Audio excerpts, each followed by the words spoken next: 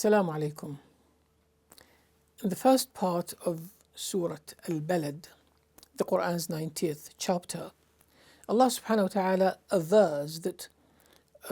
avers through multiple emphatic tools that He has created man bound to struggle throughout the test of the earthly life.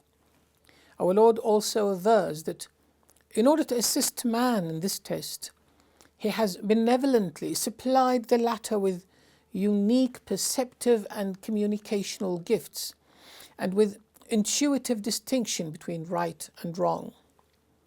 However, the first part of this surah tells us that man, meaning people without faith in particular, characteristically tends to neglect or misuse the intuitive guidance and the gifts that he's been divinely entrusted with, choosing thus to follow his own ways and to waste his struggle on earth according to his own desires, instead of using his time the way his Creator directs him to do.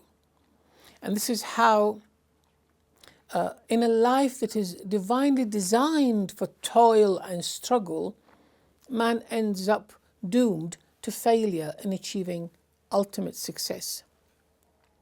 Now, the latter part of the surah elucidates the nature of this struggle that man is required to valiantly go through in order to attain this utmost honor in the real life of eternal existence.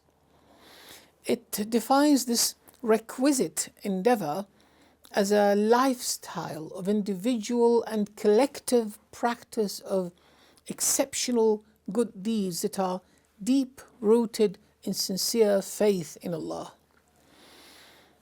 To those whose endeavor is such, the surah promises utmost honor, while it promises utter disgrace for all eternity in hellfire to those who defy Allah with unbelief.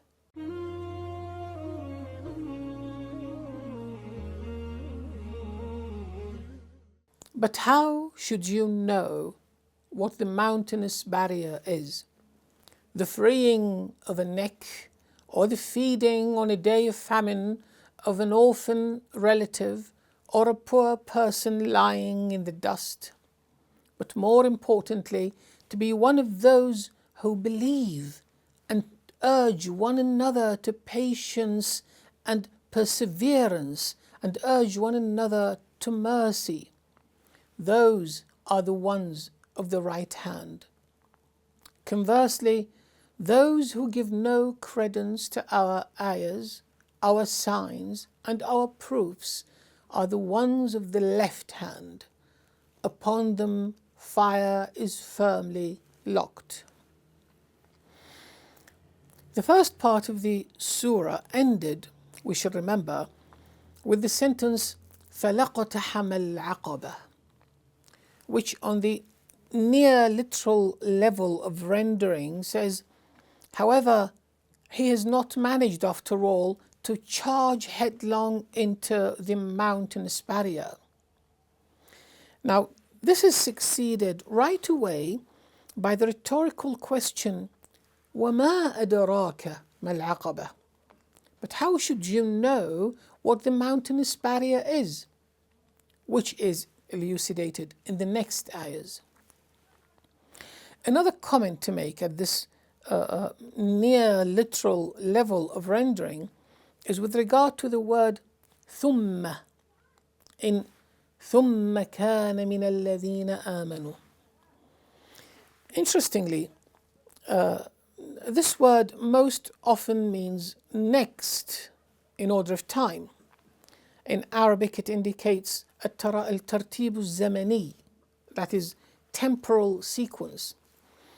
However, in instances like the present one, it actually indicates what in Arabic grammar is called at-tarahi al-rutabi, meaning ascension in priority or level of importance. I therefore translate it as but more importantly. And the ayah, ثُمَّ كَانَ مِنَ الَّذِينَ آمَنُوا, thus comes to mean, but more importantly, to be one of those who believe. Because sincere faith is prior in importance to good deeds, such as the ones mentioned in the previous ayahs, and is a prerequisite for the recognition and acceptance of good deeds by Allah. We also notice that I offer two denotations for the word sabr. وَتَوَاصَوْا بِالصَّبْرِ. Sabr as patience in the face of hardships and negativities, and perseverance in the personal commitment to faith and to noble values. And a final comment to make at this layer of my translation is with regard to the word ayat in وَالَّذِينَ كَفَرُوا بِآيَاتِنَا. This word, which is the plural form of the word ayah, bears three parallel denotations, in fact. They appear separated in my text by orange markers. Ayat means ayahs, so-called verses of divine revelation, as well as signs and proofs.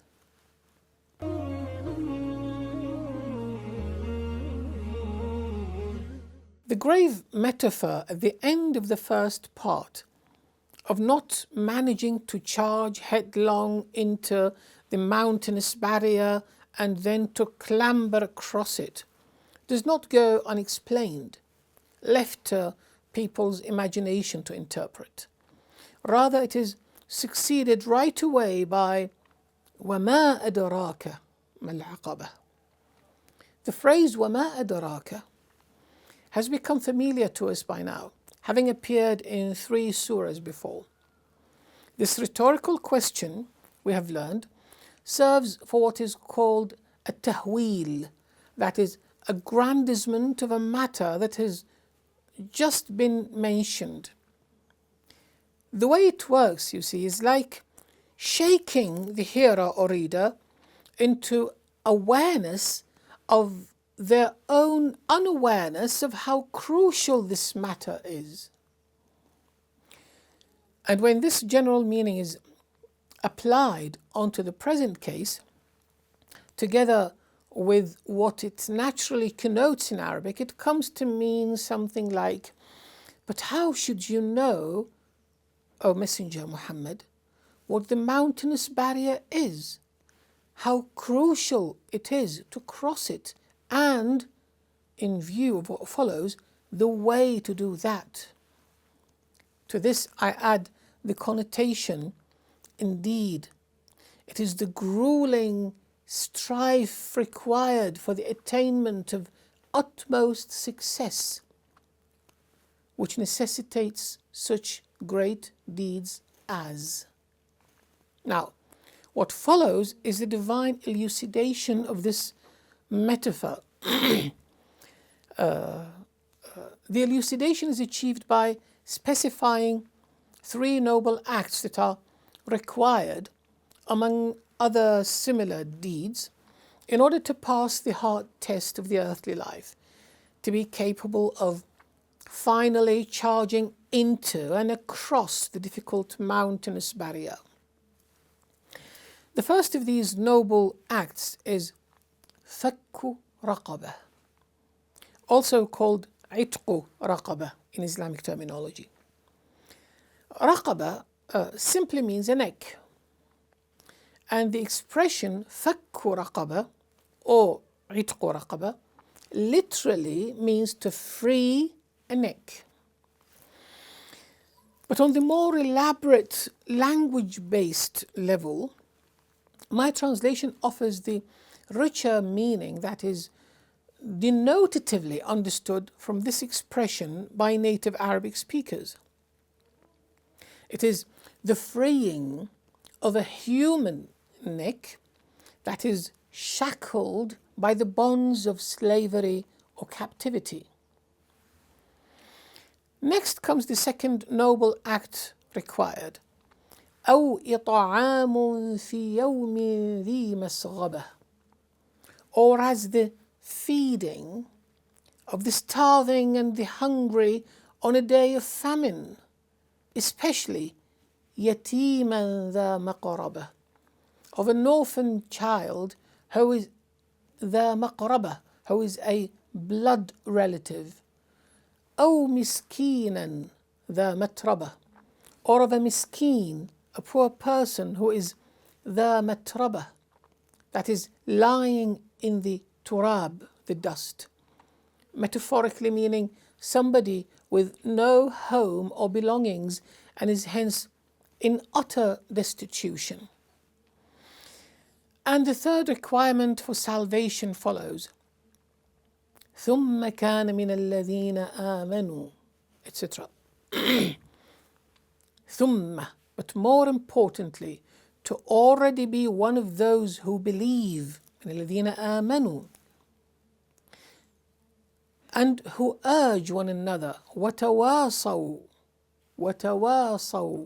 urge one another بالصبر, to equip themselves with patience and perseverance, وتواصوا, and urge one another بالمرحمة, to have mercy on others. It is these righteous believers, the next ayah tells us, who on the day of judgment are أصحاب الميمنة, the ones of the right hand. But the text, interestingly, does not say these, but rather those. What we have here is, as we have learned before, the use of a distal demonstrative, which should normally point to what is distant, for the purpose of pointing to what is near, instead of the proximal or near demonstrative. You see, to refer to believers who've just been described, the distal demonstrative أولئك is being used instead of the proximal demonstrative هؤلاء. This is done in order to connotatively add a touch of aggrandizement again to what is being pointed at, to hint at the lofty status of those who are referred to. Hence, those at the peak of excellence are the ones of the right hand. And because the right hand and the right side to Allah subhanahu wa ta'ala, and in all the world's religions almost, are considered noble in nature, I add to the description of believers the connotation who are blessed with utmost honor. And here at once, the surah employs a typical technique of Qur'anic style by juxtaposing the description of believers and of their honorable status in the afterlife with a description of their opposite, of unbelievers and of their terrible doom in the afterlife. وَالَّذِينَ كَفَرُوا بِآيَاتِنَا هُمْ أَصْحَابُ الْمَشْأَمَةِ. Conversely, those who choose to give no credence to ayatina, to our lucid ayahs of the Qur'an, our clear signs and our solid proofs, are hum ashabul mash'amah, are the very ones of the left hand. The very ones because of the emphatic insertion of the pronoun hum between the subject, alladhina, those who, and its predicate, ashabul mash'amah, those of the left hand. For further clarification of which, I add the unmistakable connotation there, who are doomed to utter disgrace. And notice how the sharp contrast between the former ones, ashabul maymana, and the latter ones, ashabul mash'amah, is further boosted by the text's superb employment of semantic parallelism. But the surah does not end there until it supplements the utter disgrace of unbelievers, of those of the left hand, by a horrifying depiction of their everlasting doom.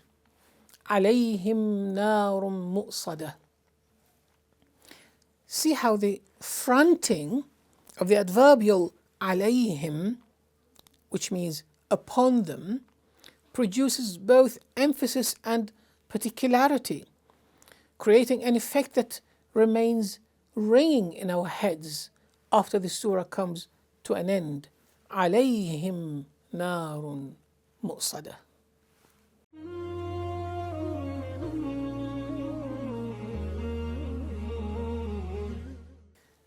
But without being divinely informed, how should you, O Messenger Muhammad, know what the mountainous barrier is, how crucial it is to cross it, and the way to do that in order to get to eternal bliss away from hellfire? Indeed, it is the grueling strife required for the attainment of utmost success which necessitates such great deeds as the freeing of a human neck that is shackled by the bonds of slavery or captivity, or as the feeding of the starving and the hungry on a day of famine, when food is dearest even to those who donate it, especially the feeding of an orphan child who is a blood relative, or of a poor person lying in the dust in utter destitution, with no home and no possessions, and maybe with children to feed and debts to repay. Only by practicing such kindnesses in our cause alone can anyone gain our pleasure and deserve our reward. But more importantly, to already be one of those who sincerely believe in us as the one and only Lord and Deity and in the last day, and who urge one another to equip themselves with patience and perseverance in the diligent performance of their religious duties to us, in abstention from sin and ignoble desires, in delivering the truth to others, in fighting in defense of faith and of justice, and in facing the adversities of life, and who urge one another to have mercy on others. Those at the peak of excellence are the ones who on the day of judgment are of the right hand, who are blessed with utmost honour. Conversely, those who choose to give no credence to our lucid ayahs of the Qur'an, our clear signs that abound in creation, and our solid proofs of common sense, thus defying our exclusive right to be dutifully and unconditionally submitted to, are the very ones of the left hand on the day of judgment, who are doomed to utter disgrace. Upon them hellfire is then firmly locked, so they burn forever therein with no chance or hope of escape.